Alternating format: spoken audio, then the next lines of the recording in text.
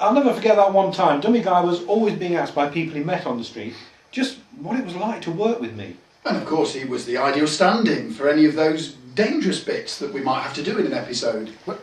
You mean we could have a stand-in for the dangerous bits? Well, I would do them myself, but the production company can't risk it. You do remember that public outcry when it was announced that I'd almost tripped over a lighting cable? The award-winning episode 16 was a turning point for all of us. Well, getting to #1 across Europe with what was basically an incidental piece of music, which I believe I made and sang. It wasn't that one. It was the one where we all learnt to fly. That's right. And afterwards, I was voted the best looking man in Jarwood. In the early days of film and television, the use of dummies as fall guys was found to be unsatisfactory for comedy purposes. You see, where the scene calls for a man to fall off a cliff, for instance, you could throw a dummy off and it would look completely like a man falling. But if you want it for laughs, then the dummy needs to look like a dummy falling. That's where the humour is, and that's the problem. Dummies fall like men. What we needed was a dummy that fell like a dummy. Despite years of research, there was only one way to get a dummy to fall like a dummy, and that was to have a man inside. Behind the mask of professionalism and laughter, he hid a dark sadness. Although he was away working for much of the time, he missed his family, of course. But the shame he felt inside that his eldest son wasn't going to follow in his footsteps left a scar that wouldn't heal.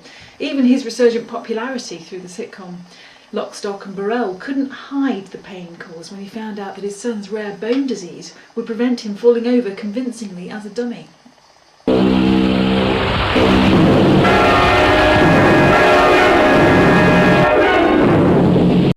He was such a brave boy. He never let on how much it affected him, not being able to fall over properly.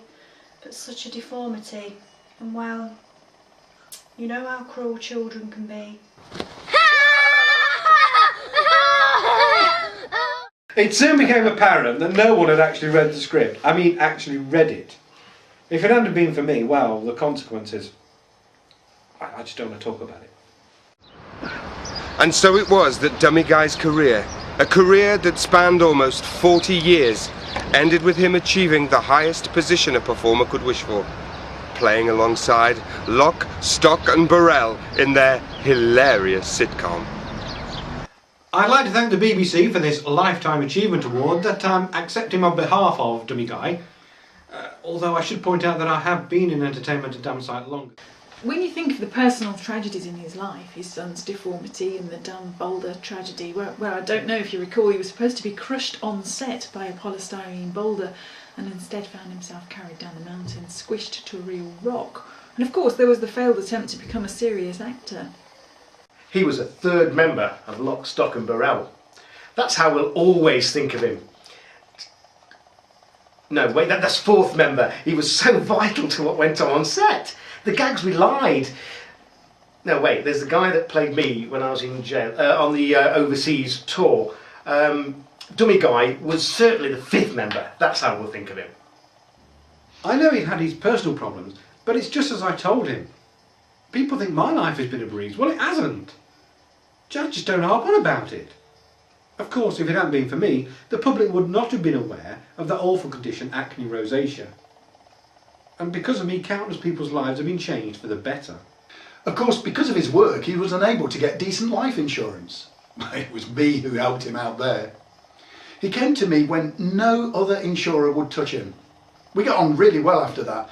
And I can tell you now that I had worked on Series 10 scripts where Dummy Guy was to take a more substantial role in the storylines.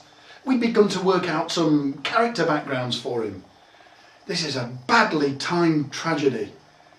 I've wasted so much time and all that paper. So, he was almost certainly the 14th member of Lock, Stock and Barrel. He was that important. Unless... Now, what about that guy who used to fetch the buns and cakes from the bun van? Sorely missed by family, friends and industry professionals. Dummy Guy had faked his own death for the betterment of TV entertainment so many times. But the knockabout skills of this versatile man hid a darker side. So tell us about the attempted suicide. Oh, he threw himself off Blackpool Tower. But of course he just landed too well. Every time. He tried other things too, but in the end it was the love of his family and closest friends, but mostly his closest friends, that pulled him through. It was a sad chapter of depression and anxiety that we all have to face at some time. And don't forget, it's not just some spots. Acne rosacea gives you those tiny thread veins, and in severe cases you can get a rumpole of the baby nose. That's how severe it is. You don't think it will ever affect you, but you know, my God, it just save every moment of life, I can tell you. It's a shame. But because of blood-sucking TV executives, Dummy Guy hasn't really received the income he deserves. His family need our support right now. Oh, me give money? That would be just too tacky. No, I'm doing something much better. I've decided to record a charity song just for him. Oh, Dummy Boy, there's a